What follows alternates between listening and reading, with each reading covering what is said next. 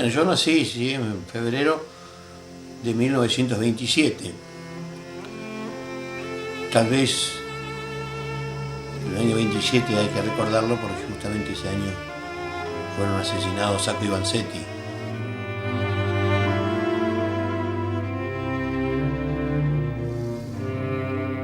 Mi padre, mi madre y mis dos hermanos mayores vivían en Concepción del Uruguay. Y justamente en Concepción del Uruguay fui concebido yo.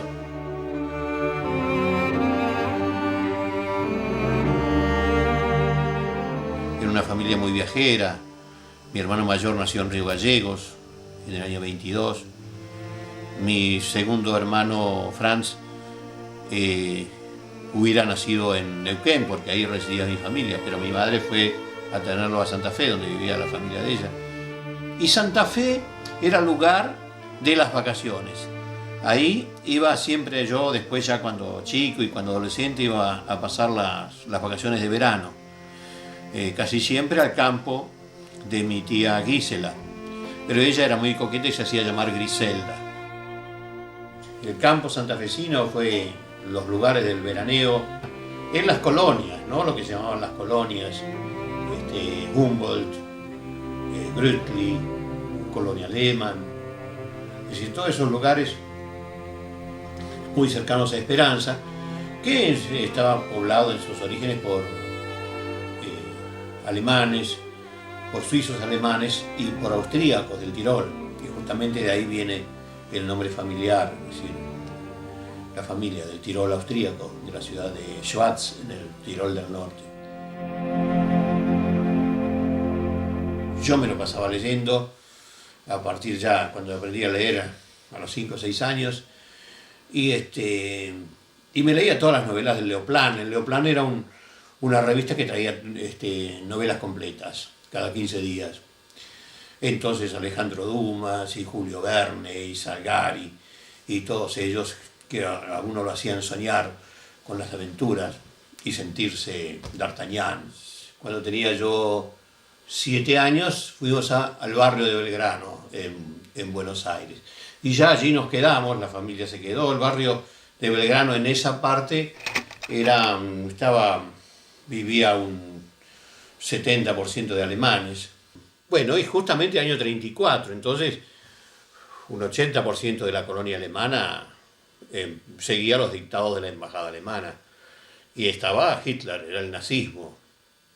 Teníamos un gran amigo, un pibe que se llamaba Roberto von Hünefeld, que nos dijo: hoy vamos a colarnos en el club alemán, dice, porque hoy hay una gran fiesta. Dice, es el cumpleaños del Führer. Bueno, y fuimos, nosotros éramos... nos habían anunciado que iba a haber payasos, saltimbanquis, acróbatas y una banda de música. Estaba la banda de la colonia alemana, que cuando de pronto dice ahí llegan, y venía una columna de autos, me acuerdo de Auto Unión, de Mercedes-Benz, y del primero se bajó un hombre muy alto, vestido de uniforme marrón, era con uniforme de SA, con el brazalete aquí la cruz esvástica, todos le hicieron el saludo fascista, y la banda rompió con la Wadenweiler Marsch, es decir, la marcha preferida del Führer, de Hitler. Tatán, tatán, tatán, tatán, tatán, tatán, tatán, tatán. Así era. Justamente ese hombre que bajó del auto uniformado de SA con la cruz esvástica, ese era nada menos que el embajador de Alemania en Argentina, el Freiherr von Thurman, el barón von Thurman. Bueno, después este hombre, von Thurman, que tuvo mucha amistad con Perón, este hombre fue juzgado en uno de los tantos juicios que hubo después de Nuremberg. Se lo juzgó y se lo condenó a prisión porque era un nazi realmente de los más importantes del ministerio alemán de von Ribbentrop.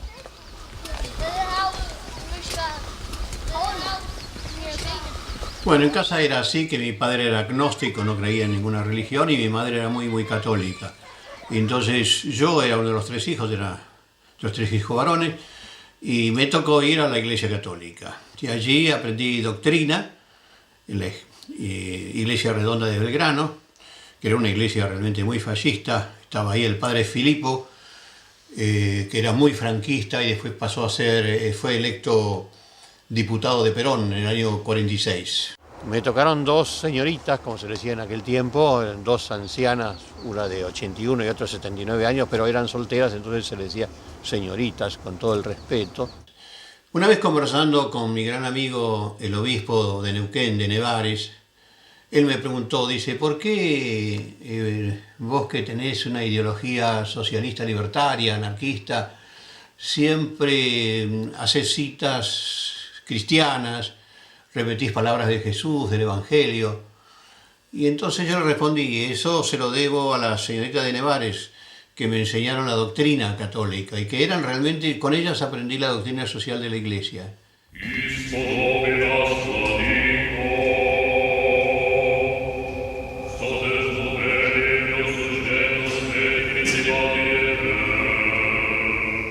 El mundo occidental, en muchas de sus teorías socialistas, mismo el anarquismo, tomó como prototipo a Jesús.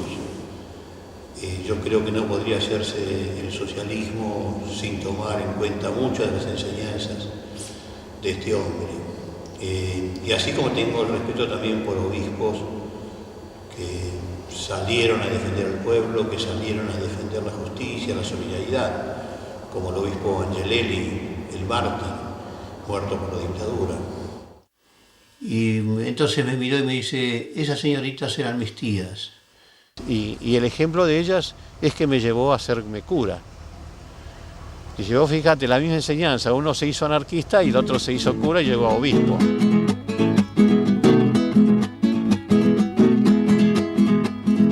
Grato auditorio que escuchas, grato auditorio que escuchas al payador anarquista. Lo hagas a un lado la vista con cierta expresión de horror, que si al decirte quién somos vuelve a tu faz la alegría, en nombre de la anarquía te saludo con amor. Bueno, a los 16 años la situación económica de mi casa hizo de que, bueno, salíamos a trabajar, yo salí a trabajar y conseguí un trabajo en una agencia de seguros de vida que llevaba un alemán, se llamaba Horst Ritter, que creo que debe haber sido el único alemán quinielero de toda la colonia, le gustaba la quiniela. Y se ponía realmente muy nervioso, todos los días jugaba. Y cuando ganaba era un placer, porque bueno, yo ganaba 75 pesos y cuando ganaba él me daba 30 o 40 pesos, que era como un sobresueldo. Así que bueno, bendecía no solamente a don Horst Ritter, sino también a la quiniela en general.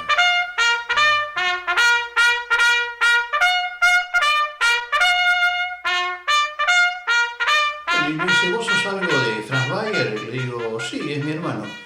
Me dice, bueno, bien, dice, yo soy muy amigo de él. Dice, entonces, ¿a dónde querés ir? Y digo, bueno, yo no sé, no conozco el ejército. Dice, bueno, mira, yo te voy a mandar al mejor lugar del ejército argentino, vas a estar 4 horas por día, vas a poder salir cuando quieras y todo lo demás. Dice, ¿qué idiomas hablas vos? Digo, bueno, hablo alemán y por supuesto español. Y me dice, bueno, mira, yo te voy a poner acá, en tu ficha te voy a poner que sabes inglés, francés, portugués, italiano y por supuesto alemán. Entonces digo, no, pero yo no sé esos idiomas. Y dice, no importa, esto no lo lee nadie. Ahora, el uniforme le quedaba muy bonito, ¿no? Sí, el uniforme no sé, porque me tuve que poner lo que me dieron.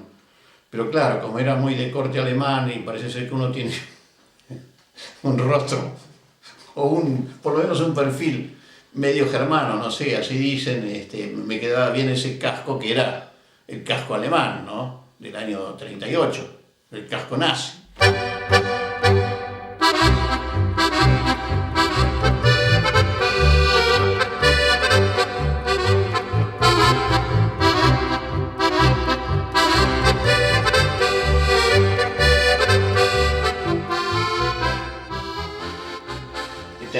Yo tenía un suboficial que venía de vez en cuando me acuerdo del sargento Sardá. El sargento Sardá,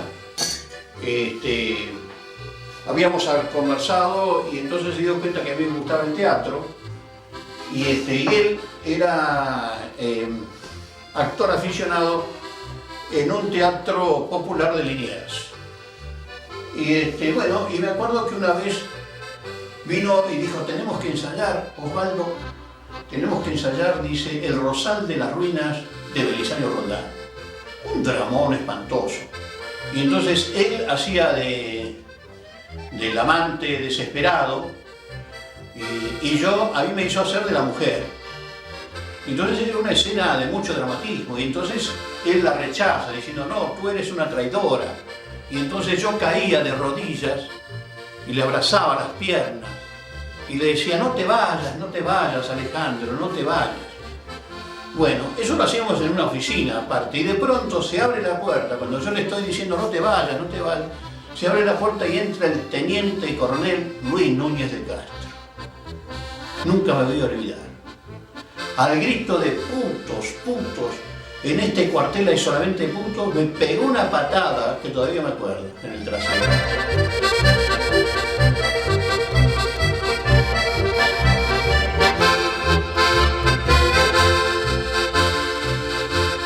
Y a la tarde estábamos todos tirados ahí en el playón esperando y aparece un tipo con unas botas grandes, uniformado ahí, el teniente coronel Luis Núñez de Castro, todo un personaje, y dice, a ver, dice, el soldado poliglota, un paso al frente. Y yo digo, qué apellido raro tiene ese poliglota.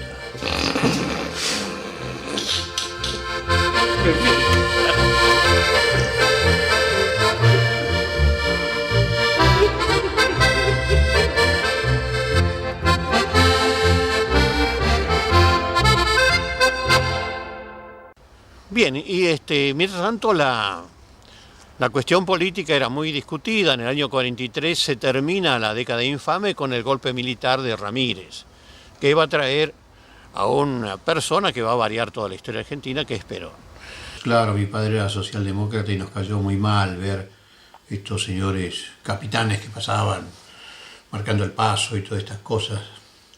Primero fue Rawson, cayó inmediatamente el general Rawson, después subió Ramírez, que también cayó a los pocos meses y fue reemplazado por el general Farrell. Es decir, eran golpistas entre golpistas. Perón, el coronel Perón, sube con un golpe militar como secretario de Trabajo y Previsión. Después llegará a ser ministro de Guerra y vicepresidente. Es decir, todos esos cargos debido al golpe que se hizo contra Farrell, el autogolpe contra Farrell. El argentino era pro-germano, mejor dicho, pro-alemán, no pro-nazi, pero estaba a favor de los alemanes porque los alemanes en la guerra eran enemigos de Inglaterra. Ellos eran, digamos, los dueños del país, además era impresionante cómo habían invertido dinero los ingleses. Yo me acuerdo muy bien que, bueno, Irigoyen no había declarado la guerra a Alemania, pese a las exigencias de Gran Bretaña, pero en la Segunda Guerra el gobierno militar, digamos, se vio obligado, porque tenía muchas simpatías pro-nazis. Porque claro, hay que tener en cuenta esto, que el argentino era anti-inglés por excelencia.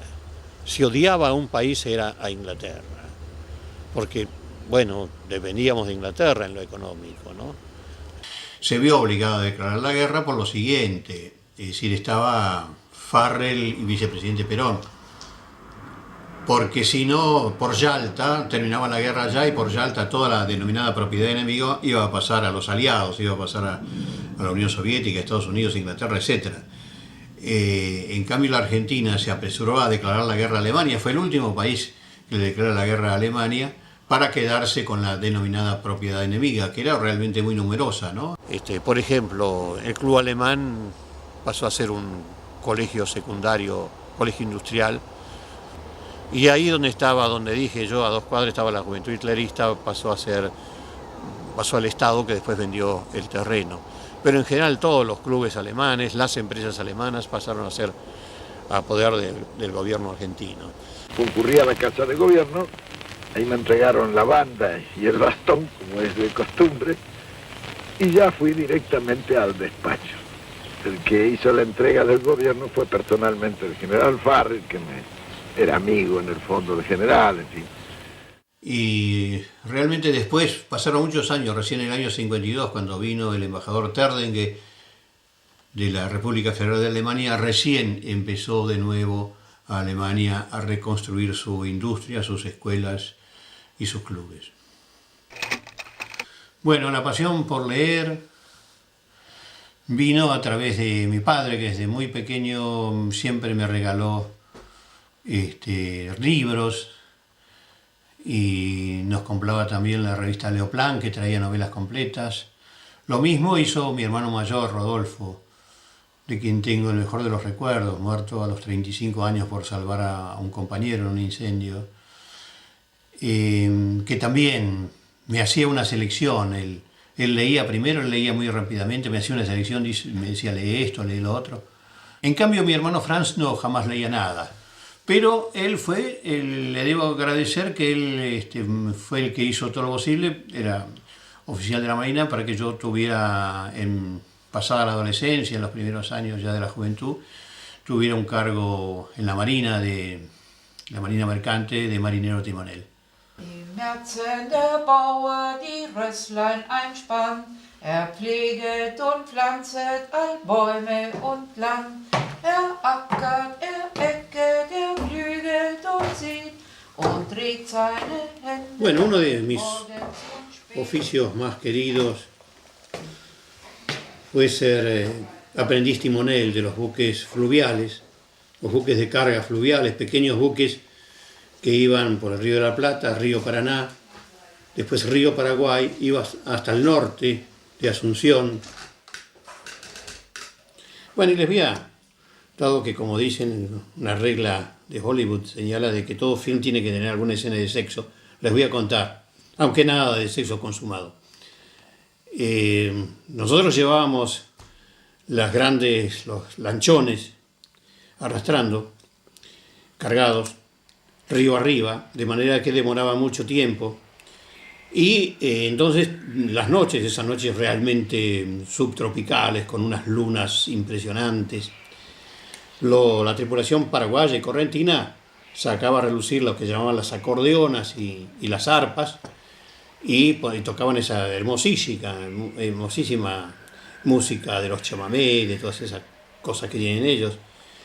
Y entonces, pues claro, bajo esa luz de la luna y de las estrellas, se ponían a bailar entre hombres. Y bailaban todas las noches y les daban a la caña. Y bueno, y un buen día yo terminé la guardia del perro que tenía yo en el timón y me fui. Y bueno, los muchachos ya estaban bastante curaditos y bueno, y me sacaron a bailar y meta baile. Bueno, al final entre 2 o 3 me llevaron y claro, yo era el único blanquito ahí porque eran todos, como digo, correntinos y paraguayos. Y bueno, tuve que realmente recurrir a mis puños, que tengo poca fuerza, pero para poder liberarme, porque si no realmente hubiera sido víctima de esos sueños subtropicales de esos marineros que no veían durante tanto tiempo el puerto. Pero todo ese sueño se acabó cuando vino la famosa huelga del año 50, que los marítimos hicieron contra Perón.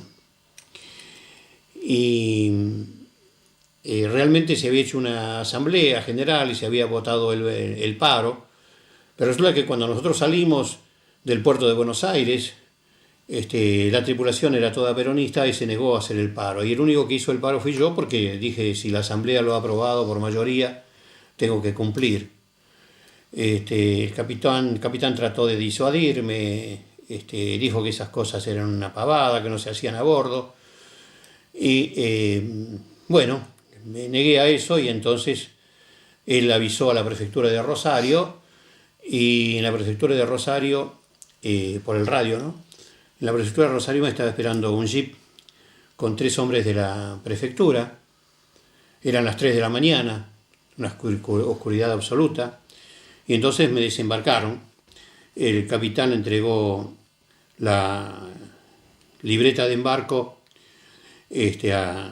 al oficial de la prefectura y me llevaron a la prefectura. Yo creí que me iban a tirar al río, ahí total era oscuro, me daban un empujón y desaparecía, pero no. Es decir, no me hicieron nada más que me estuvieron de plantón hasta como 5 horas, hasta que apareció el señor prefecto, que me miró de arriba abajo y dijo: mire lo que voy a hacer, señor, con su libreta de embarco. Y entonces, con toda paciencia, y se dio todo el tiempo, lo fue rompiendo en tiritas de arriba abajo y le iba tirando al canasto de los papeles. Y me dijo: esto quiere decir que usted nunca más, nunca jamás va a volver a navegar en los barcos argentinos. Y tuvo razón, nunca más navegué.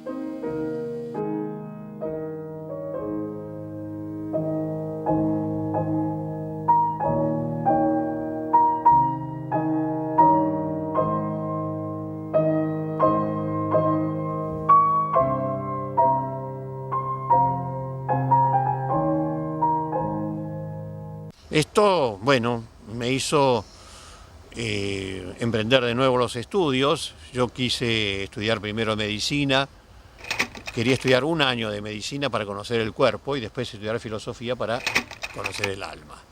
Sí, tenía mis principios también. Y después comencé a estudiar filosofía en un tiempo realmente muy, muy difícil, porque filosofía había sido dada, pues, ya estaba Perón, el gobierno de Perón directamente como presidente, y filosofía había sido dada al ultraísmo, al catolicismo de derecha, de extrema derecha. Y yo no quería solamente estudiar Santo Tomás de Aquino, yo quería saber más sobre Kant y Schopenhauer y Nietzsche y Hegel principalmente. Así que tuve muchos malos encuentros con la juventud peronista, el CEU, el Centro de Estudiantes Universitarios, donde estaba Jorge Cesarsky, un hombre ultranacionalista de la derecha, un nazi absoluto, como jefe que realmente era una tropa de pegadores y de gente que en el patio hacía gritar «Viva Perón». Así, yo realmente sufrí muchos castigos físicos, por eso me fui a Europa y decidí estudiar acá, estudiar en Europa. En cierto sentido, ese primer viaje a Alemania, esa primera estancia de 4 años en Alemania, se podría tomar como un exilio también, porque realmente lo que me movió a irme de la Argentina fue que en la Facultad de Filosofía no se podía estudiar en libertad.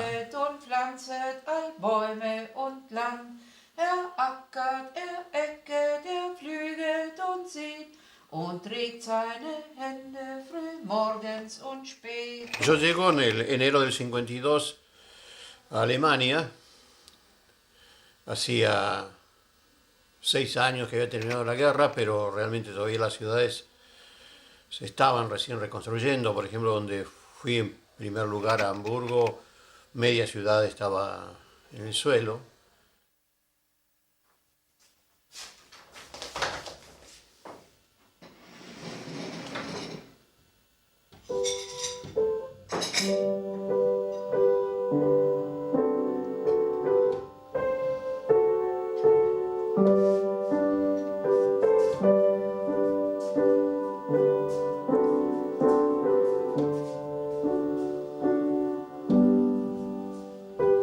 Y nuestra historia con mi mujer es una verdadera historia de amor, porque ya empieza un poco más allá de la adolescencia. Y después, bueno, es cuando nos damos cita en Hamburgo, donde nos encontraremos, y allí comenzaremos a vivir juntos. Yo con mi vida de estudiantes y al mismo tiempo de trabajo, y ella también trabajando, y la llegada de los hijos, realmente bastante acelerada. A los 9 meses de nuestro encuentro en Hamburgo ya nació nuestro hijo mayor, Poco después, 12 meses después, nació nuestro hijo segundo. Es decir, me acuerdo que comíamos una sola vez por día y estábamos tan lindos porque de delgados que estábamos. Vivimos horas realmente muy nuevas. El estudio en la universidad, ver esa juventud que buscaba caminos nuevos después de la derrota absoluta y total, después de la vergüenza del nacionalsocialismo. Es decir, esa juventud que debatía nuevas ideologías. Y conozco la vida estudiantil alemana, que va a tener una gran repercusión en mí porque comienzo a formar parte de la Deutsche Sozialistische Studentenbund, que es la Liga de Estudiantes Socialistas Alemanes. Vivíamos en forma muy, muy humilde, en una casita que se había levantado después de la guerra, con muchas inconvenientes, incomodidades y con mucho frío en invierno. Pero bueno, lleno de futuro, sabíamos que ahí estábamos tal vez fundamentando nuestra vida posterior. Sabíamos además que íbamos a volver a la Argentina, ese era mi propósito. Estudié y trabajé, tuve que trabajar muy duro. Se ganaba muy, muy poco en esa Alemania de posguerra y se trabajaba mucho. En aquel tiempo había triunfado el Partido Laborista en Inglaterra, había un Harold Lasky, un inglés realmente notable, que había escrito mucho sobre socialismo en libertad, como se decía en aquel tiempo. Es decir, el socialismo, pero el socialismo libertario, el socialismo de la discusión, el socialismo de la solidaridad. Ese que fue soñado por los pensadores libertarios, los pensadores llamados anarquistas. Primero regresó Marlis a la Argentina y después donde nació ya nuestro segundo hijo. Y después yo en el año 56, después de los estudios ya no de filosofía, sino que había preferido ya a los pocos meses de empezar la vida universitaria de estudiar historia, la carrera de historia. Es decir, el regreso a Buenos Aires en el año 56.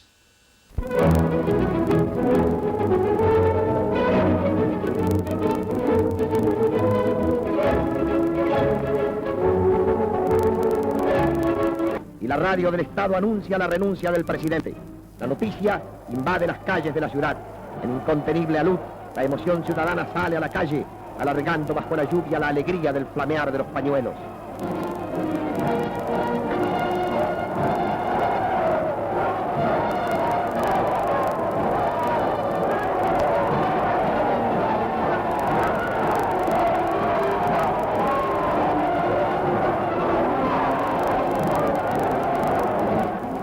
De automóviles y millares de personas recorren las diferentes calles de nuestra capital festejando la liberación.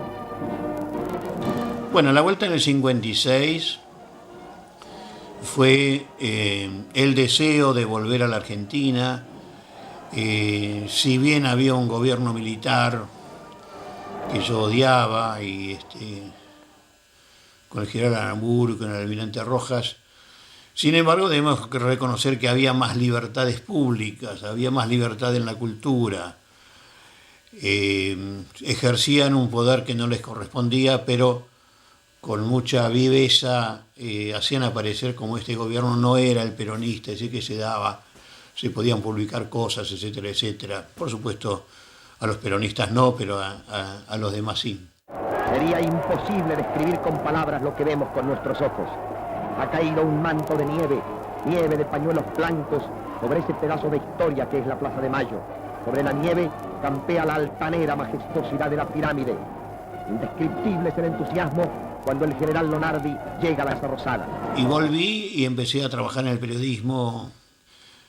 Siempre ejercía también la traducción literaria. Fui el primero que tradujo al español al hombre de teatro a Bertolt Brecht. Pero en la Argentina ya me dediqué al periodismo pensando y queriendo ganar una especie de estilo muy práctico que dijera realmente sin esconder nada la verdad de los hechos. Fue una experiencia muy buena el diario Noticias Gráficas, que era un diario vespertino, con muchos poetas y escritores. Antes las redacciones estaban integradas casi siempre por poetas y escritores, porque, claro, tenían que ganarse la vida y la única profesión donde podían ganarse la vida era el periodismo. Conocí muy a fondo la vida gremial de ese tiempo. Estaba en ese momento la dictadura de Aramburu. Comienza la fiesta argentino-italiana. Todo en honor de los gratos huéspedes. Jugadores aficionados, representantes simbólicos de clubes italianos, desfilan ante la multitud reunida en el estadio de River Plate. El excelentísimo señor presidente de la Nación prestigia con su presencia la fiesta excepcional.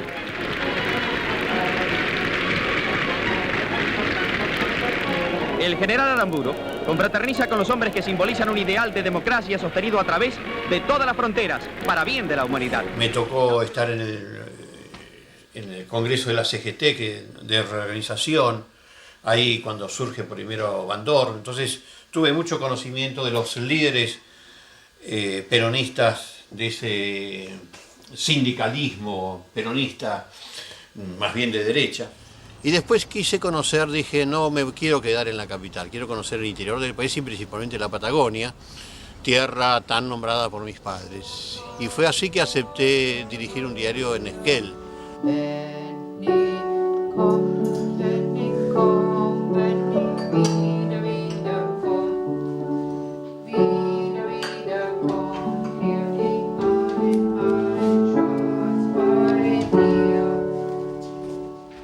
Ella me acompañó a Esquel, a la Patagonia, que fue una verdadera aventura. Ya teníamos 4 hijos,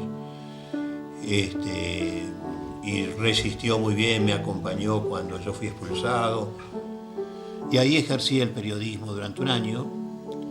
Conocí realmente el interior, conocí esa especie de Edad Media, que era la división entre los estancieros y los pobres, con una pequeña burguesía de abogados, médicos, farmacéuticos, etcétera, etcétera. El peronismo estaba prohibido y el líder peronista de Esquel era el enfermero del pueblo y la mujer era la curandera del pueblo, que curaba el empacho, mientras que el candidato radical era el farmacéutico del pueblo. Así que cuando venían las votaciones, la gente votaba en blanco, en la mayoría, y una pequeña proporción votaba al Partido Radical.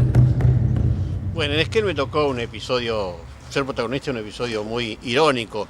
Vino el candidato radical a la gobernación, estoy hablando del año 58, y me invitó como periodista a ir en su auto, y una gran caravana de autos y de camionetas cargadas de comestibles y de majadones de vino, a Cerro Cuche. En Cerro Cuche estaba viviendo una comunidad indígena, mapuche, pero de nacionalidad argentina. Esto era muy valioso para los políticos, porque había elecciones y allí había 110 votos. Muy bien, fuimos para allá y cuando entramos en el valle estaban esperando todos los mapuches, ahí al grito de ¡viva el doctor, viva el doctor! Bueno, fuimos al valle, fue una gran fiesta con asados de potra y de yegua, y después, bueno, hubo regalos y el doctor candidato dio un discurso recordando la figura de Irigoyen, todo el mundo escuchó. Para las mujeres hubo regalitos, después para todos los hombres hubo billetes de 10 pesos, etcétera, etcétera.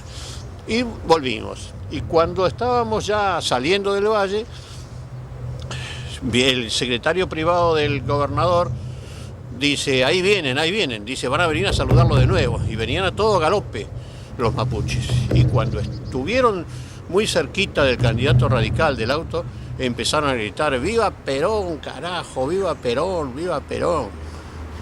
Bueno, la decepción de este hombre fue terrible, no se habló más en el auto, y cuando íbamos llegando de nuevo a Esquel, dijo una sola frase, borrachos.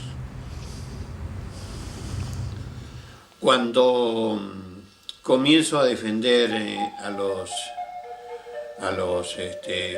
aborígenes de Cerro Cuche, del Nahuelpan, una colonia indígena muy cercana a Esquel. Ahí es ahí donde tengo más resistencia del propietario del diario, que me echa del diario porque finalmente pongo la gota que va a desbordar el vaso, que es hago la defensa de un plantador de nogales, un muchacho que había estudiado botánica y que había plantado 2000 nogales cercanos a una estancia, y los estancieros no querían saber absolutamente nada, y entonces lo hacen detener porque la policía trabajaba solamente para los estancieros y para los políticos, y yo lo defiendo, dedico todo el diario a defender, y el propietario me echa del diario. Y entonces, bueno, me puse a hacer un diario por mi cuenta, el diario La Chispa, a quien llamé con mucho orgullo el primer periódico independiente de la Patagonia.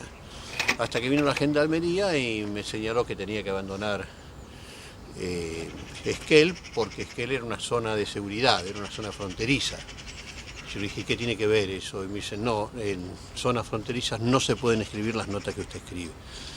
Y así tuve que abandonar Esquel con toda mi familia, y muchos años después la visité y fui a visitar mi casa, donde yo había plantado árboles, mi mujer también, mi padre y todo lo demás. Y bueno, ahí sufrí una de las grandes derrotas de mi vida, mi casa, y estaba gozando de mis árboles el director general de Gendarmería de esa zona.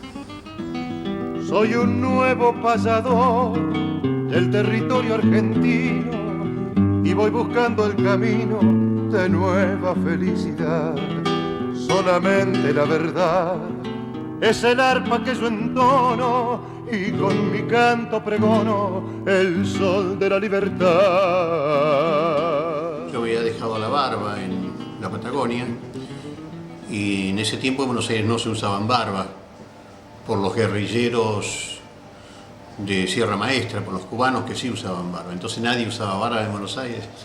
Bueno, pero yo vine con la barba de la Patagonia y de pronto me encuentro en un sucursal de correos con un amigo que sí, que usó siempre barba. Entonces, bueno, nos encontramos dos de barba. Y entonces él dijo, ¿qué haces? Y digo, bueno, no sé, acabo de venir de la Patagonia y ando buscando trabajo. Y dice, ¿querés venir a trabajar a Clarín? Le digo, bueno, ¿cómo no? Entonces fui esa tarde a la redacción de Clarín, pero me afeité la barba, porque Buenos Aires tenía yo ganas de ir sin barba. Y entonces, bueno, cuando salió este muchacho con barba a recibirme en la redacción de Clarín, sufrí una grave decepción. Me dijo, no, yo te invité a trabajar a Clarín, así éramos dos con barba. Bueno, los hechos de Esquel, mi expulsión de Esquel, etcétera, fueron muy comentados, se dijeron por radio, en los diarios de Buenos Aires, de manera de que yo de pronto, sin saberlo, soy una especie de pequeño héroe del periodismo. Y entonces, debido a ello, vinieron a verme periodistas de todos los diarios, querían que yo fuera secretario general del sindicato de prensa porque había elecciones próximas. Entonces yo le dije, no, pero ¿cómo voy a ser secretario general? Que era el cargo máximo. Digo, si yo no tengo ninguna experiencia como gremialista. Y yo le dije, no puede ser. Digo, para ser sindicalista hay que tener toda una preparación, hay que empezar por ser delegado o subdelegado de redacción, etc. Y los otros me dijeron, no, de ninguna manera, no se necesita nada, sino, lo único que necesitamos es tu nombre y nosotros después te aconsejamos. Y digo, no puede ser. Dice, nosotros te ponemos. Dice, total, no hay que saber mucho. Entonces le digo, no, yo no voy a aceptar una cosa así, una cosa que no sé. Digo, no, si quieren puedo empezar por subdelegado. Y entonces me contaron y dice, no tiene ningún valor ser subdelegado, vos tenés mucho más presencia siendo secretario general. Digo, sí, pero no sé nada. Bueno, insistían, hasta que al final me convencieron diciendo de que me iban a nombrar candidato a subsecretario general. Es decir, es como si te eligiéramos vicepresidente, los vicepresidentes nunca hacen nada. Bueno, entonces sí, acepté.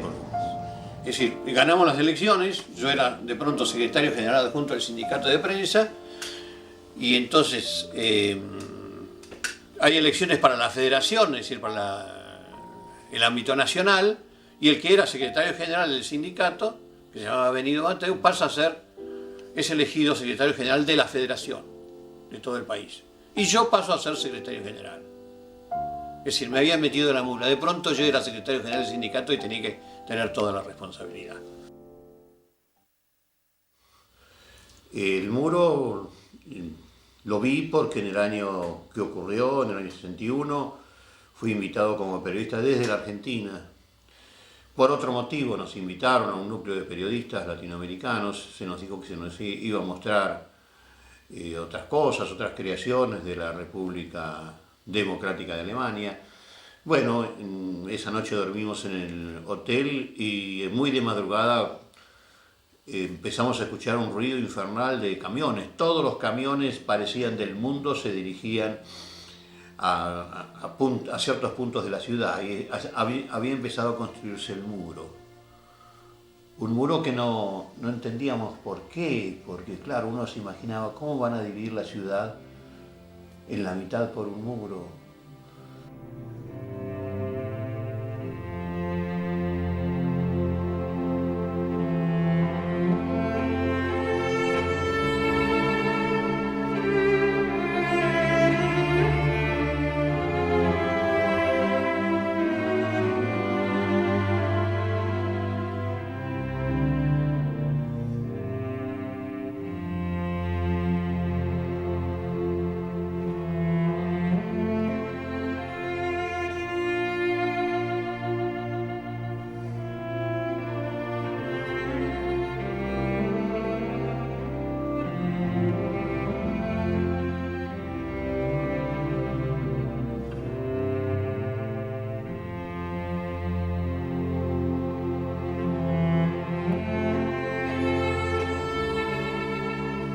Bueno, se nos dijo que se construía el muro porque era la única manera de construir el socialismo, porque el marco occidental estaba 4-1 con respecto al marco oriental y no había economía que lo aguantara.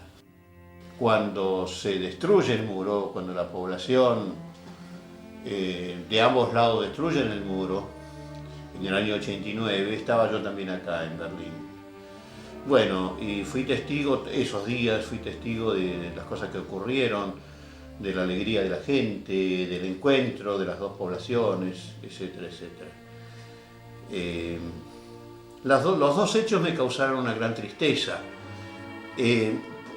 La caída del muro no me dio tristeza, me dio en sí alegría, pero una alegría un poco triste, porque claro, realmente los que habían iniciado el gran movimiento para que cayera el muro, para la liberación de toda esa población, querían que se mantuvieran las leyes sociales, pero en libertad, es decir, no se destruyera todo lo que se había realizado en la República Democrática Alemana. Y bueno, ocurrió lo contrario, es decir, evidentemente la República Federal de Alemania, la parte occidental, entró con toda su fuerza capitalista y se terminaron muchas cosas que realmente la población había apreciado todavía. Y bueno, y estamos ya a 11 años de la caída del muro y todavía no se ha encontrado la verdadera paz. Es una lástima que no hubo una especie de gran discusión y se hubiera logrado una especie de consenso entre los dos regímenes. Cae por Frondizi en el año 62 por el golpe militar de los azules y colorados, lo dejan al vicepresidente Guido como presidente, pero era una dictadura militar, sin ninguna duda.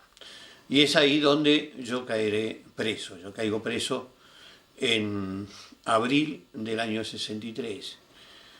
Y esto se debe a que fui a dar una conferencia al pueblo o pequeña ciudad de Coronel Rauch, en la provincia de Buenos Aires, y entonces en la biblioteca pública de allí.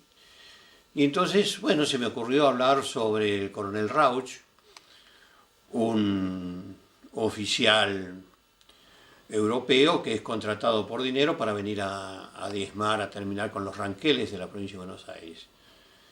Decía que los indios ranqueles eran anarquistas y que no tenían salvación porque no tenían sentido de la propiedad. Bueno, pasa el coronel a caballo con todo, con el sable enhiesto, el indio a quien le decían Arbolito porque era muy joven, tenía el pelo muy largo y parecía, desde lejos parecía un arbolito. le volea el caballo, cae el caballo con el señor coronel y el indio le corta la cabeza. Una falta de respeto absoluto a lo europeo. A los asistentes a mi conferencia les propongo lo siguiente. Digo, bueno, ustedes que viven acá, en la ciudad de Coronel Rauch, tendrían que cambiar el nombre. En vez de Coronel Rauch, ponerle a la ciudad Arbolito. Y vi que había poco entusiasmo, hubo 3 o 4 aplausos nomás. Bueno, y cuando vuelvo a Buenos Aires, evidentemente alguien avisó, y como digo yo siempre, en este mundo hay que estar muy bien informado. Resulta que el ministro del Interior de esa dictadura militar que teníamos era el general Enrique Rauch, bisnieto del coronel Rauch. Así que llegué de inmediato, me llevaron a los calabozos del Departamento Central de Policía.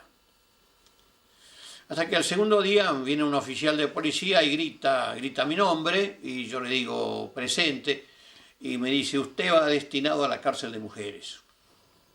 Entonces, bueno, eso me sorprendió mucho. Imagínense cómo me miraron los demás presos, como diciendo, ¿qué será este tipo? Que lo llevan a la cárcel de mujeres. Entonces yo le digo al oficial, con voz fuerte, digo, ¿y por qué voy a ir yo a la cárcel de mujeres? Y lo sorprendí, el oficial me miró, se ve que no sabía, y para decir algo dijo, porque no merece ir a una cárcel de hombres. Después supe que me llevaban a la cárcel de mujeres porque las cárceles de hombres estaban todas repletas, había tantos presos políticos.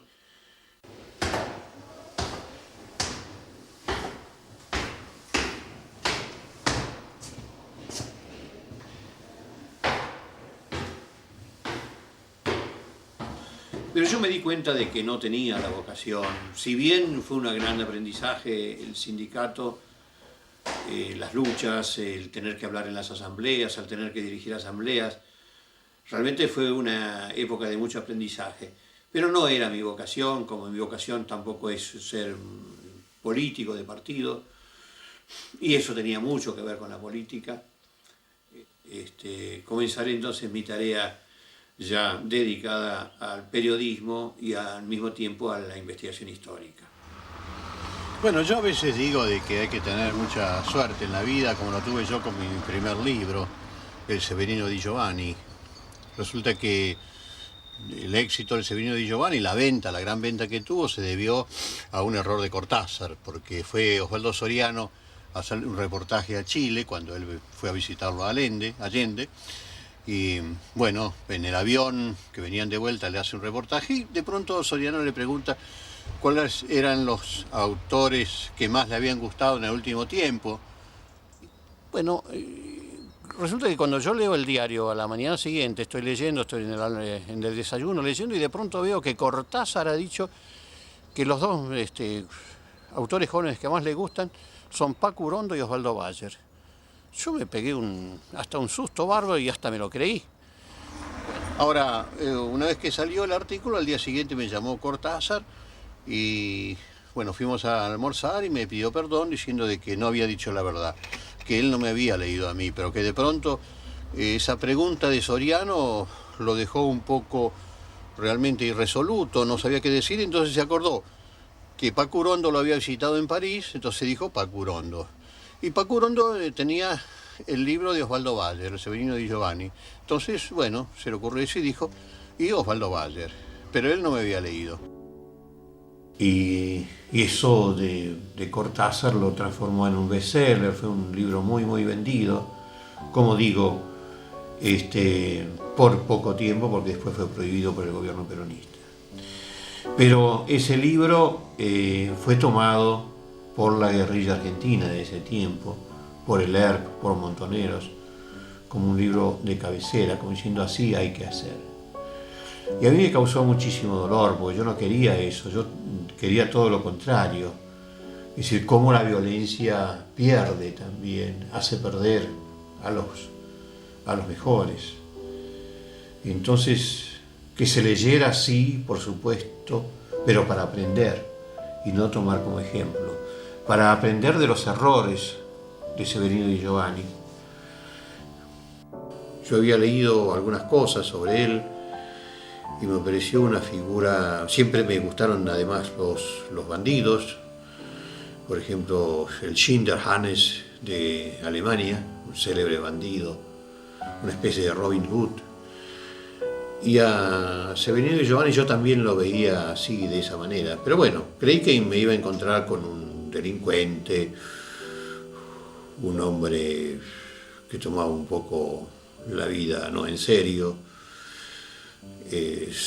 Ernesto Sábato lo había dado la versión oficial sobre él, es decir, que era un bandido que se lo pasaba en clubes nocturnos, que vestía camisas de seda. Lo mismo Beatriz Guido, y lo mismo casi todos los años se hacía un recordatorio sobre el fusilamiento de Severino Di Giovanni y se lo ponía en esas condiciones.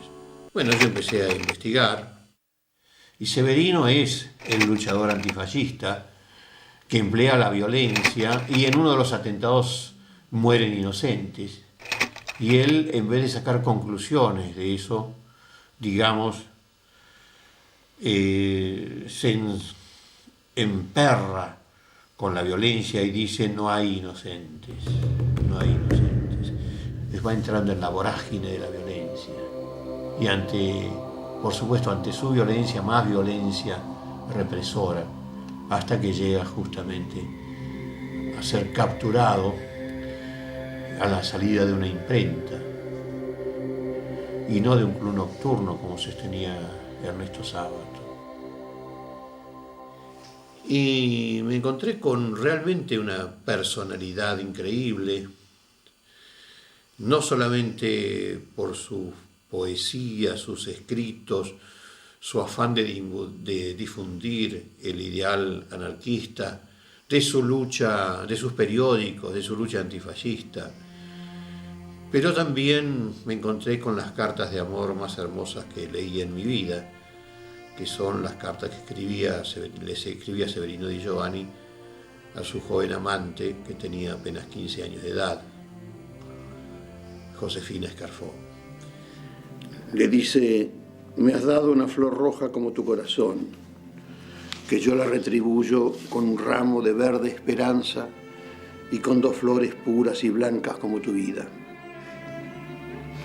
Es la hora nuestra de flores y de cantos, triunfo de sonrisas y alboradas de alegría jovial y festiva, saltos sobrehumanos de pasiones armoniosas que se confunden con gritos de Prometeo y de Orfeo, carreras que hacen jadear y que agotan para llegar primero a rendir el altísimo rito del corazón, rocío de luces como perlas en la concha madreperla en el fondo del mar, donde están envueltas por la presión eterna, flores esparcidas en la tierra en un caos de 1000 colores.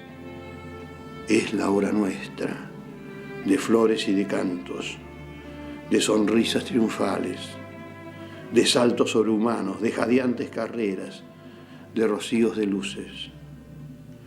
En la vida gozamos el dulce humus como la hiedra en su inmenso arco, donde entierra gloriosa y contenta sus miles y miles de raíces penetrantes.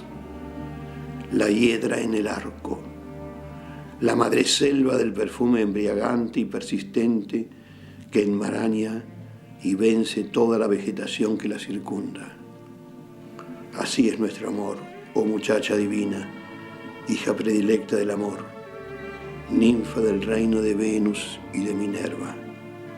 El año pasado, el 1 de noviembre, en una isla de tu patria, me emborraché de verde y me enloquecí tras las brisas de las oscuras aguas del Plata.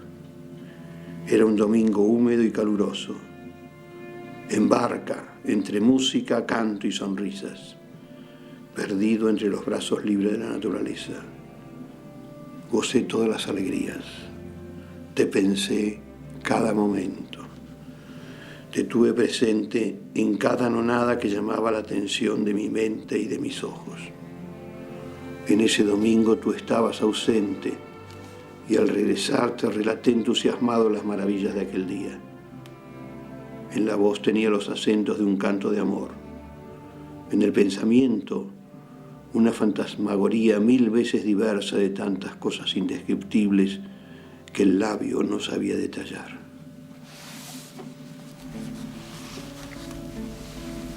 Un cieco e mi vedete, devo chieder la carità. Ho 4 figli, piangono del pane, non ho da dar. Ho 4 figli, piangono del pane, non ho da dar. Noi anderemo a Roma davanti al Papa e al Re. Noi grideremo ai potenti che la miseria c'è. Noi grideremo ai potenti che la miseria c'è. E per le vie di Roma la bandiera vogliamo alzar. Sventola la bandiera, il socialismo trionferà. Sventola la bandiera, il socialismo trionferà. Bueno, hay cosas a veces de la historia que realmente dejan un sedimento de algo que no era cierto, que no ocurrió. A mí me pasó con Fidel Castro en el año 1960, en una foto donde, bueno, íbamos todos a saludarlo, a darle la mano, y pues estábamos de visita, y cuando me estaba tocando a mí el turno, me estaba por tocar, una chica que venía detrás mía me puso el pie sin querer, y yo perdí el equilibrio y caí sobre Fidel. Y entonces aparece una cara mía muy sorprendida, y mi mano se toma del hombro de Fidel como si fuéramos amigos de la infancia. Era el año 1960, primer año de la Revolución, donde a la delegación argentina, que éramos 5 personas, nos fuimos invitados por el Che Guevara al Banco de la Industria a tener una entrevista. Bueno, y esa tarde yo fui a visitar, era la noche la entrevista, esa tarde fui a visitarlo a Rodolfo Walsh, que estaba haciendo prensa latina allí. Bueno, en esa oportunidad el Che nos dio una conferencia para 5 argentinos, que nosotros llegamos y creímos que nos iba a hablar sobre Sierra Maestra, sobre sus experiencias en ese año de la Revolución, su experiencia de gobierno, pero no. Él directamente, sin perder tiempo, nos habló de cómo había que hacer la revolución en la Argentina. Bueno, me recibió muy amable, estábamos conversando, cuando de pronto entró una mujer que en la Argentina diríamos despampanante, vestida en forma muy tropical, y viene directamente hacia mí y me dice: yo soy la Piri Lugones, la hija del torturador Lugones. Entonces nos dijo que no era difícil y que el lugar donde tenía que empezar la revolución eran las sierras de Córdoba, cosa que realmente nos interesó mucho. Nadie había pensado en eso. Es decir, justamente la hija del inventor de la picana eléctrica, del comisario Lugones, y nieta del famoso poeta Leopoldo Lugones. Bueno, Piri Lugones en ese tiempo era la pareja de Rodolfo Walsh. Entonces él dijo de que comienza un núcleo de 50 jóvenes que elige un lugar en las sierras de Córdoba y durante 6 meses se autoabastece, trata de sobrevivir, se va formando, va ejercitándose. Rodolfo Walsh me dice: ¿por qué no te quedás? Dice: está tan linda conversación, ¿por qué no te quedás a cenar? Y le digo: no, porque tengo una entrevista con el Che Guevara. Entonces Piri Lugones dice: ¿con el Che Guevara? No me digas. Digo: sí. Dice: bueno, yo voy con vos. Entonces yo le dije: no, es por invitación, somos 5 invitados. Entonces ella era una mujer muy impulsiva y me mira y dice: vamos, no te hagas el burguesito. Dice: yo de mí no te despegas, yo me voy con vos y me meto en lo del Che Guevara. Bueno, yo lo miraba desesperado a Rodolfo con la mirada para que le parara el carro un poco a su compañera. Y recién después de los 6 meses bajar, tomar un pueblo, hacer una arenga, para que así los diarios burgueses, como los designó él, supieran de la existencia de guerrilleros e informaran. Entonces en la Argentina ya se sabía que había guerrilleros en las sierras de Córdoba, y entonces toda la juventud revolucionaria iba a tratar de llegar y de encontrar esa guerrilla para juntarse con ellos e ir agrandando la guerrilla. Él hablaba un atractivo cubano con expresiones argentinas. Realmente lo hacía muy atractivo en su forma de expresarse. Llegamos al banco, bajo yo, baja la Piri Lugones, paso yo y pasa también la Piri Lugones. Bueno, y cuando llegamos ya el Che estaba en medio de su conferencia, había comenzado con su conferencia, y yo me olvidé de la Piri Lugones. Y entonces toman un pequeño poblado, un pueblito de las sierras de Córdoba. Son 100, y ya son 200, y son 250 y 300, y entonces ya bajan de nuevo, y toman las armas de la comisaría, hacen una nueva arenga. Entonces ya los jóvenes del pueblo también se juntan y van con ellos, y ya son 300 y 400 y 500, y así, y toman después otra ciudad más importante, y ya son 2000, y ya llegan a ser 3.000, 4.000, y entonces ya bajan definitivamente. Y es el momento en que la clase trabajadora está esperando para hacer una huelga general. Y entonces esa guerrilla ya baja, ya se dirige a Buenos Aires, ya directamente a la Casa de Gobierno, y toma el poder. Nos pareció realmente hermosísimo lo que usted nos ha relatado en todos sus detalles. Digo, pero claro, cuando usted dice que los diarios burgueses anuncian de que hay guerrilleros en las sierras de Córdoba, digo, no solamente va la juventud revolucionaria, sino que va también la represión. Entonces, digo, primero enviarán, por decirlo así, a la policía de la provincia de Córdoba. Si falla la policía de la provincia de Córdoba, mandarán a la Policía Federal. Si no va la Policía Federal, enviarán a la Gendarmería. Si la Gendarmería no puede, va el Ejército con la Aeronáutica, los bombardeos. Y si no puede la Aeronáutica tampoco, enviarán ya a los cuadros de élite, como son, en aquel tiempo, años 60, era la Infantería de Marina. Digo, y últimamente, si no puede la Infantería de Marina, van los más fanáticos, que es el Colegio Militar. Entonces hubo un largo silencio. El Che me miró con enorme tristeza y me contestó solamente con 3 palabras. Me dijo, son todos mercenarios. Bueno, y los demás argentinos que estaban me miraron como diciendo, tarado, claro, son todos mercenarios. Es decir, esa fue la explicación que dio. Es decir, entonces, claro, él levantaba los valores del heroísmo, de la voluntad. Y después cuando estábamos en el hotel, los argentinos que estaban me reprocharon la pregunta. Y sí, es una pregunta que no tendría que haberlo hecho. Y les di la razón, porque esa pregunta rompió todo el encanto de la cosa formada. Una hermosísima objeto de cristal que de pronto se rompió. Él lo trató de levantar de nuevo con esas 3 palabras, pero ya había entrado la duda. Yo había iniciado con la duda, y tal vez para llevar a cabo un acto así, una revolución de este tipo en la Argentina, no había que tener dudas, había que creer en ese principio que sostenía él. La Piri Lugones se había ido, y yo estoy conversando con otros 2 argentinos sobre lo que había conversado el Che, y entonces de pronto viene un cubano muy alto, y entonces me pide documentos. Yo le doy mi pasaporte, y me toma el pasaporte y lo mira como si allí estuvieran todos mis crímenes y pecados, y se lo mete adentro de la gaveta, como dicen ellos. Bueno, y entonces me dice que yo le voy a hacer una pregunta. ¿Por qué usted dejó pasar a su amiga a lo del compañero Che?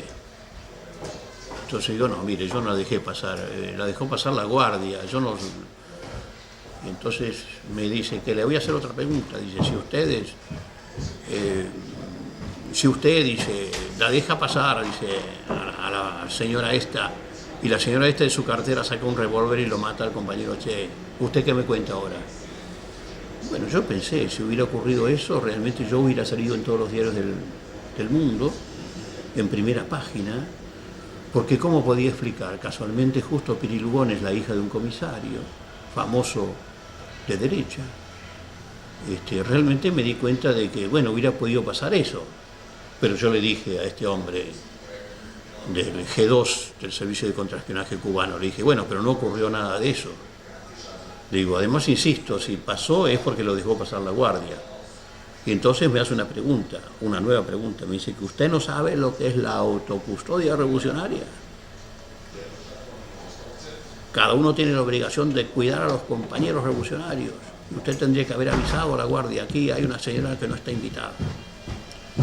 Entonces digo, bueno, yo no estoy acostumbrado a hacer eso. Y no lo hice, bueno, me equivoqué, pero no es un pecado grande. Y me dice él, dice, esa es una respuesta pequeño burguesa. Bueno, ya en la misma noche ya me habían calificado 2 veces de burgués. Yo soy muy tempranero, me levanto todos los días a las 5 de la mañana, me gusta el amanecer, es cuando realmente tengo los pensamientos más claros, tal vez. Y bueno, y antes de empezar me hago un cafecito y converso con mi amigo Pepe Galo. Todos los días, mientras yo tomo el cafecito me hace preguntas sobre filosofía, hablamos de filosofía, bueno, empezamos un poco con Sócrates, seguimos con Aristóteles y bueno, y terminamos ya con Hegel, con Adorno. Es muy divertido don Pepe Galo y tiene una gran paciencia en esperar mis respuestas. La espera muy silencioso. Está muy orgulloso de su ser masculino. Siempre me sostiene de que realmente el gallo es el único que sabe dominar al sexo opuesto. No sé si será cierto, pero él lo sostiene con mucha convicción. Todo cocinero usa delantal, aunque quede ridículo. Ya que se mete más. Hay que está tomando, ojo lo que se dice. ¿Aprendí el pollo vos? Bueno, acá tenemos un pollo a la cazuela.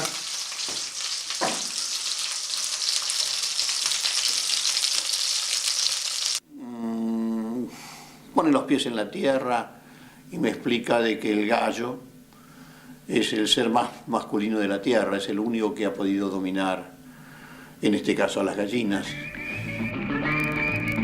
Ich ging mal aus mit 2 sehr schönen Schwestern und schwor beim Tanz jeder einzeln ihr treu.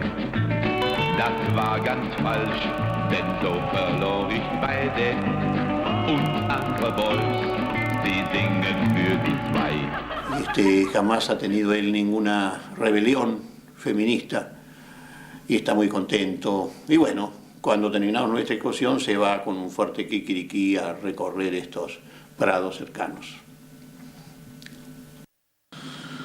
Bueno, tal vez el más grande sueño que yo tuve en cuestión de trabajos intelectuales fue hacer la investigación de ese hecho tan escondido que fue la represión de las huelgas patagónicas ocurridas en el año 21 y 22.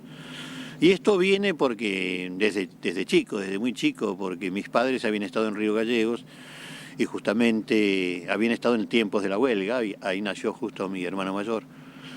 Y bueno, y mi padre siempre quedó muy impresionado por la crueldad que empleó el ejército argentino, por el número de fusilados, por la forma en que eran castigados los peones cuando los traían a la cárcel. Y siempre nos contaba ese episodio, diciendo que había sido una injusticia, que jamás se había hecho algo, se había denunciado. Bueno, y cuando se iba mi padre al trabajo, mi madre nos decía, dice, bueno, no fue tan así como cuenta vuestro padre. Es decir, porque dice, yo me acuerdo cuando el jefe de policía de la gobernación fue casa por casa a avisarle a las mujeres que no salían de sus casas porque iban a venir los huelguistas, se iban a violar las mujeres y se iban a llevar los chicos. Bueno, entonces en mi mente quedó una especie de esquizofrenia. ¿Quién tendrá razón, mi padre o mi madre? Bueno, para escribir La Patagonia Rebelde me exigió un gran trabajo de investigación. En realidad fueron 7 años de investigación. Pero iba publicando a medida que realmente iba, es decir, cuando se llegaba a las 400 páginas, bueno, se editaba el primer tomo, por ejemplo. Y después del libro, entonces mi sueño era llevar esa temática, esos hechos históricos realmente desconocidos, llevarlos al cine, que era el deporte preferido de los porteños. Si uno ve las entradas en la década del 50, del 60, del 70, las entradas que se vendían en el cine los domingos, era 10 veces más que las entradas que se vendían en el fútbol. Entonces ese era mi sueño, llevar cada tema al cine.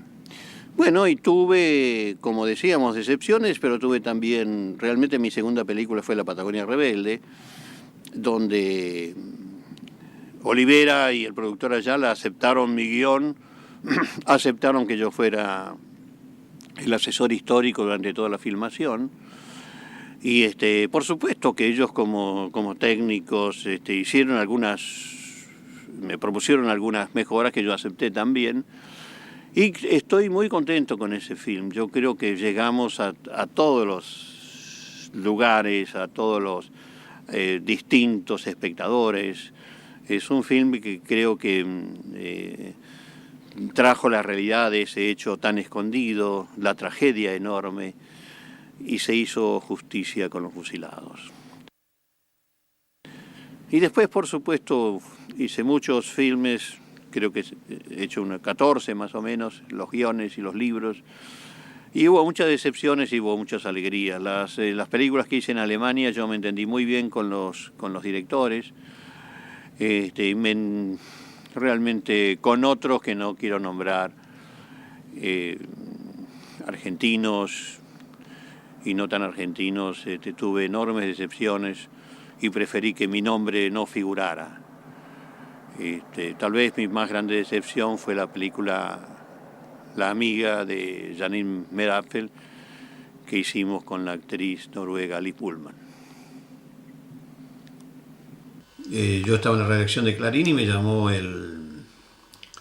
un señor que dijo llamarse Olivera, que dijo ser director de cine, en aquel tiempo era muy poco conocido, y me dijo, he leído su primer tomo y he decidido que esa sea mi próxima película. Entonces yo le dije, bueno, lo voy a pensar, por favor llame mañana.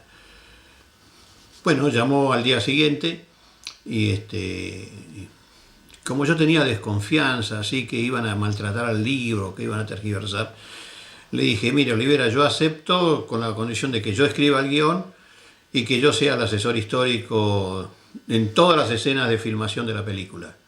Para que me dijera que no, porque un director de cine jamás acepta esas cosas. Bueno, y para mi sorpresa hubo como un silencio de 30 segundos en el teléfono y para mi sorpresa me dijo, bueno, acepto. Y a raíz de ese film y a raíz de mis libros, seré perseguido por el gobierno de Isabel Perón y saldré en la lista de las 3A de López Rega. Cuando usted diga. Bueno, a fines de marzo del 74 se termina el film, pero claro, era realmente otro tiempo político, como decíamos, ya no estaba Cámpora, ahora estaba Perón, la situación se había puesto con respecto a la censura mucho más difícil, ya no estaba más Getino, ahora sí la censura estaba en manos de una persona de la Iglesia Católica, había representantes de la Liga Padres de Familia, había representantes del Ministerio de Defensa, etcétera, de manera que la censura no aceptó la película, no la rechazó, la dejó en el limbo, es decir, el representante del Ministerio de Defensa se retiró y no se calificó, y al no calificarse los cines no podían darla. Se recurrió a Abras, que era el hombre de prensa de la presidencia se la mostró a Perón. Perón la vio y dijo, no, pero dice, acá se habla que el culpable es Varela, y si el culpable es el Anaya, dice, el tío del que tenemos de comandante en jefe. Bueno, y se fue a dormir y no dijo nada de aprobarla o no aprobarla. Después hubo un hecho realmente bastante tragicómico, porque entonces se recurrió al Senado de la Nación, para lo cual se dio una privada en los estudios ahí del Bajo de Belgrano. Ayala hizo la introducción y de pronto apareció Norman Brisky, y entonces Olivera le preguntó, ¿y vos qué haces acá? ¿Por qué venís? Dice, no, yo me enteré, dice, de que dan la película Patagonia Rebelde y quiero verla. Dice, no, pero es para los senadores. Dice, déjamela ver, Héctor, déjamela ver, que yo quisiera verla. Dice, me voy a portar bien, con esa cosa tan pícara que tiene él. Bueno, se sentó en primera fila, se dio la película, y en el momento en que termina la película, Norman Brisky se para, se van encendiendo las luces, se para, mira a los senadores con esa cara que tiene, levanta el brazo y dice, ¡viva Montoneros, carajo!, grita. Ahora, imagínense cómo salieron como balazo los senadores con el miedo que se agarraron. Ninguno quiso dar su opinión. Bueno, y entonces Olivera, fuera de sí, se aproximó y le dijo, te has vuelto loco, Norman, te has vuelto loco. Pero, Norman, ¿qué hiciste? ¿Qué hiciste? ¿Pero por qué haces eso? Te has vuelto totalmente loco. Y entonces Norman Brisky lo mira y dice, mira, te pido perdón, pero me gustó tanto la película que me dio ganas de hacerlo. Se me escapó, me gustó tanto la película que me dio ganas de gritar, perdóname. El día 12 de junio, Perón se levanta en la residencia de Olivos y lee el diario La Nación, que siempre leía porque era como buen mitrista, y ve en la primera página una información que decía, el comandante en jefe del ejército señala de que el ejército responde a sus mandos naturales. Y entonces Perón se enojó mucho con esa información y dijo, si no va a responder a sus mandos naturales, ¿a quién va a responder? Entonces lo llamó de inmediatamente a Abras y le dijo, Abras, ¿cómo era esa película que habla del tío del comandante en jefe?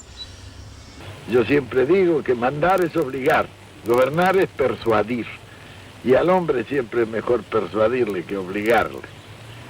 Y bueno, y fue así que 48 horas después, el jueves 14 de junio, se dio la película y no hubo reacción, es decir, no hubo bombas ni nada por el estilo, de manera que los militares sabían muy bien de que Perón mismo había dado la orden. Parece un cuento de pago chico, pero es la verdad argentina.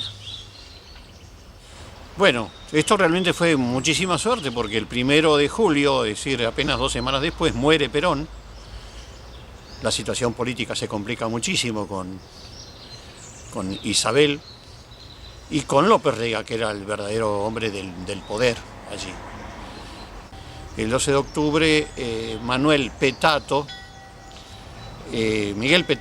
el hombre de la censura, un hombre de la Iglesia Católica, le señaló a Olivera y Ayala que si no retiraban la película, él la iba a prohibir. Él dijo, si ustedes no retiran la película por motu propio, yo a los muchachos no los puedo parar. Los muchachos eran la lista de las 3A. Comienza para mí una nueva vida. Primero hago que mi familia salga de la Argentina, porque las 3A cumplían con sus crímenes, o ponían bombas y destruían los hogares. Ese como ocurrió con el hogar del rector de la Universidad Nacional de Buenos Aires, el doctor Laguzzi, que mataron a su niño primogénito de apenas 6 meses de edad. Esas cosas ocurrían espantosas. Entonces yo lo primero que hice fue decirle a mi mujer y que nos llevara a los 4 hijos al exilio. Entonces ella se trasladó a Alemania y después en febrero del 75 también yo marché al exilio.